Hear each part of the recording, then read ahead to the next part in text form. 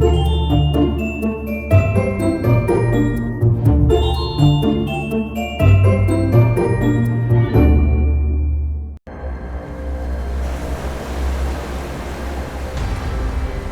North Sea, a region with a punishingly harsh environment, but countless oil and gas reservoirs. One of these is the Schiehallion oil field. Though this field used to contribute up to 19 million liters of petroleum per day to the world's energy supply, production was suspended here in 2013. The ship-like vessel that worked this site for 16 years has been removed.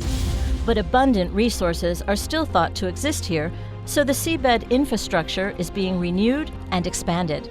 And a new floating production, storage and offloading vessel, or FPSO, is being built to defy the rough seas here for the next 25 years.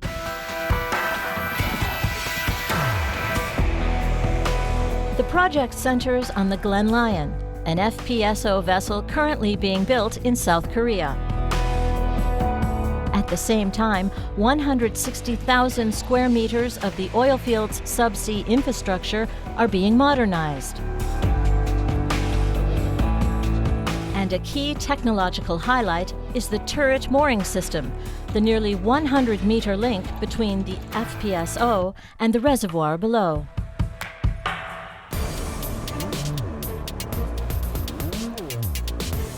The Glen Lyon is nothing short of gargantuan. It's 270 meters in length, as long as 2.5 football fields, and can store over 143 million liters of oil. At 154 meters, it's as tall as a 45-story building, and its over 67,000 tons are equivalent to 130 single-family brick homes. Since 2010, its construction has been underway in Ulsan, South Korea, a city that lives primarily from heavy industry.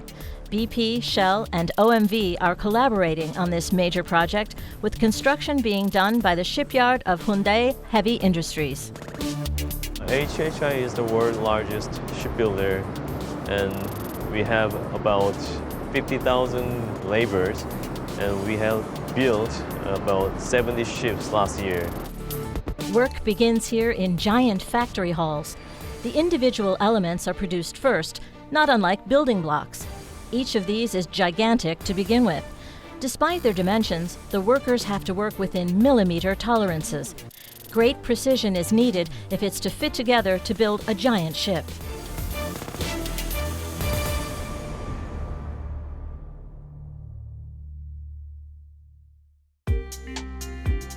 One member of the team working to restore oil and gas production in the Schiehallion field is Florian Neu-Norberg. As a cost engineer, he moved to South Korea in 2012 to support the construction project and gather experience. Es entsteht auf jeden Fall auch eine persönliche Bindung zum Projekt, wenn die ersten Stahlblöcke im Trockendock liegen. Dann hat man auf jeden Fall nach vielen Jahren der Planung das erste Mal Gefühl, jetzt wird's was, jetzt kann man es erstmal angreifen. Und dann sieht man das Schiff rauswachsen aus dem Trockendock. Das ist sehr ein tolles Gefühl.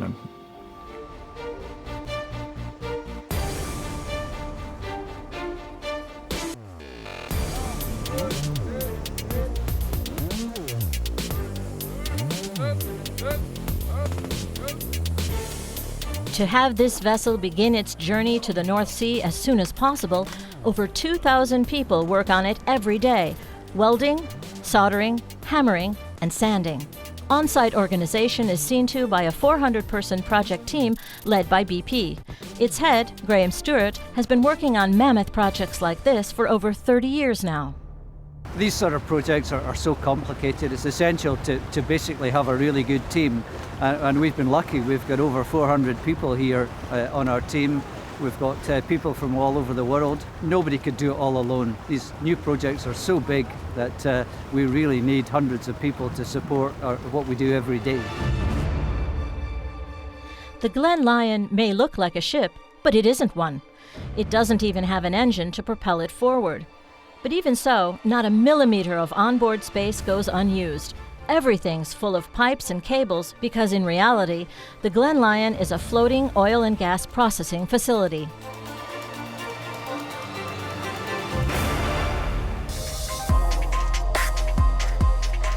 Its stern houses the control room, living quarters for the crew, and a helipad. Farther forward, 4 gas turbines provide electrical power. Alongside those is equipment including pumps, hoses, and tanks. Next is a crude separation unit to clean the oil of water and sand, as well as 2 gas compression modules. And in the bow is the turret, the interface between the delivery pipes coming from the seabed and the vessel itself.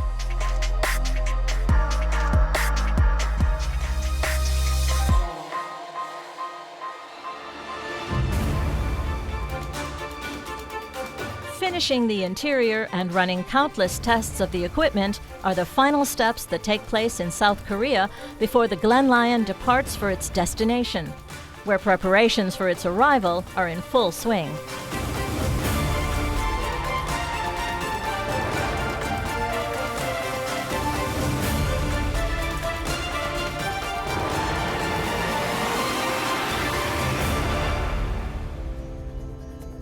The seabed infrastructure is being dealt with by another team on the other side of the world, in Great Britain.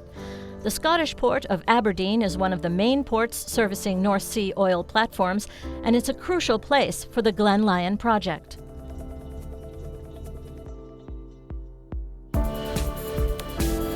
The Schiehallion field is meant to produce 19 million litres of oil daily beginning in 2017, and before then, the seabed has to be prepared as well.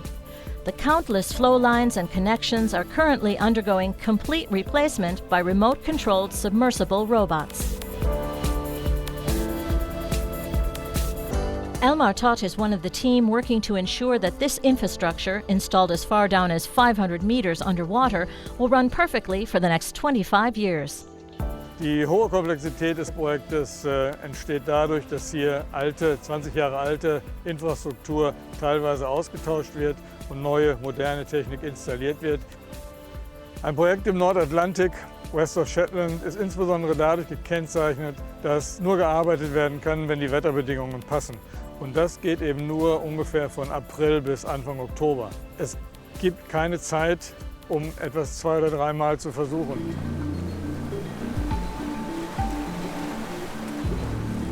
But in the North Sea, preparing is only half the challenge. The massive waves also tax oil platform workers to the absolute limit. Barry Jones, now part of the Glen Lyon team, knows what it means to work in the North Sea.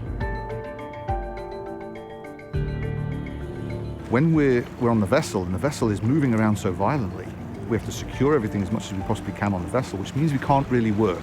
The biggest problem that we would then have is a lack of sleep and a lack of rest for the guys who are working on these shift patterns. So we have to be very, very mindful and very, very careful that we're looking after the crew as best we possibly can.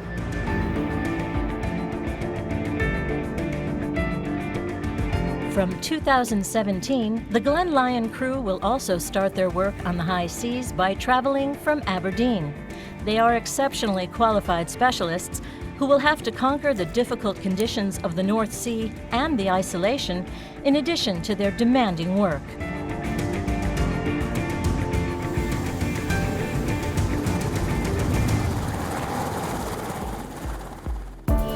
By that time, around 10 years will have gone by from conception of the Glen Lyon to its being put into operation.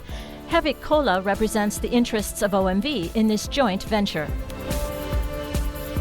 Eine Joint Venture Struktur ist heute eigentlich die gängigste Form, große Öl- und Gasprojekte zu machen.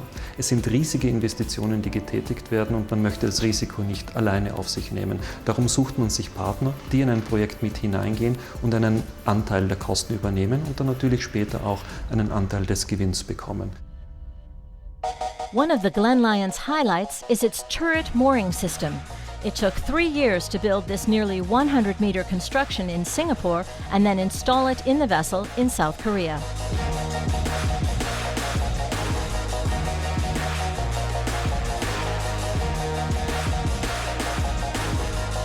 The Glen Lyon will receive its oil and gas from the seabed wells via 21 flexible pipelines known as risers.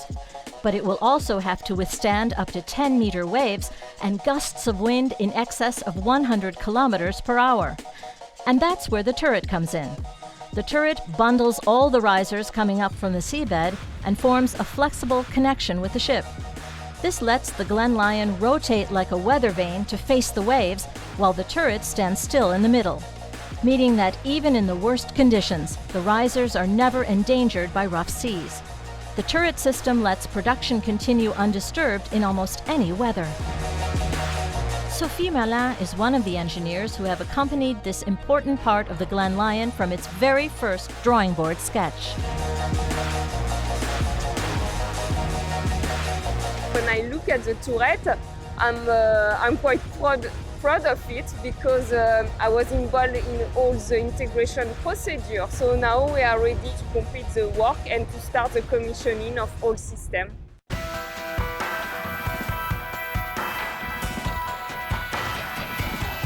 The team is also working to ensure that the oil and gas there can be extracted in a highly efficient manner.